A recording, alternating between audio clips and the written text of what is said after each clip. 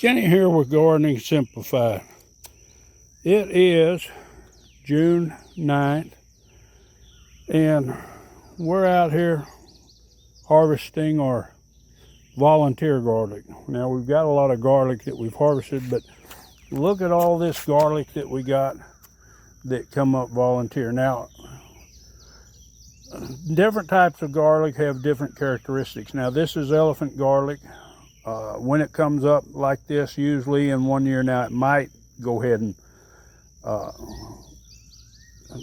separate into cloves, but usually it's a solid bulb.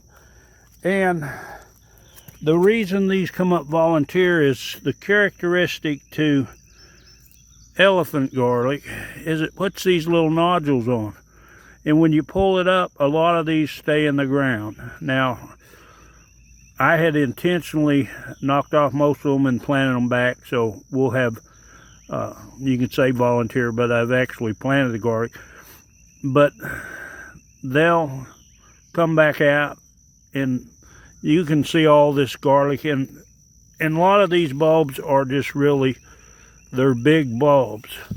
The flavor is the same whether it's cloves or not. When we freeze dry garlic, it doesn't matter if it's a big bulb, because we're going to chop it up when we freeze dry it.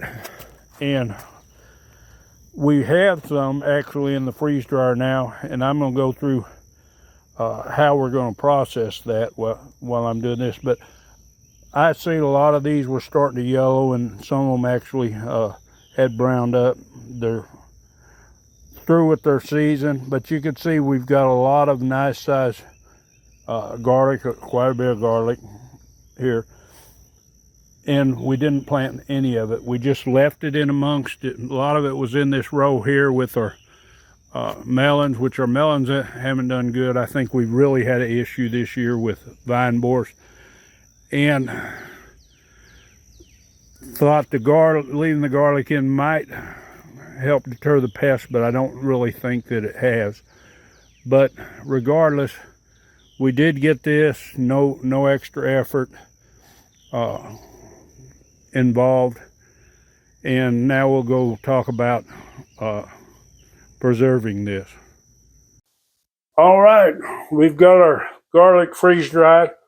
I didn't go through the process of chopping it up, but you can see we look like little short 1/4 inch French fries. We just put this through a 1/4 inch chopper. Got a little bit more over there. And what we're doing is we're putting this in the food processor. I'm going to turn this on and powder it up, and we'll see what it looks like. Okay, run through that processor. You can see it's powdered it up good. Now what we're going to do is we're going to put this in our jars. All right, there we go. We got 4 quarts of garlic, got a little bit extra. We'll go ahead and carry this in the house. These have got, I put 300 cc oxygen absorbers in here, and I vacuum seal them too, that double protection.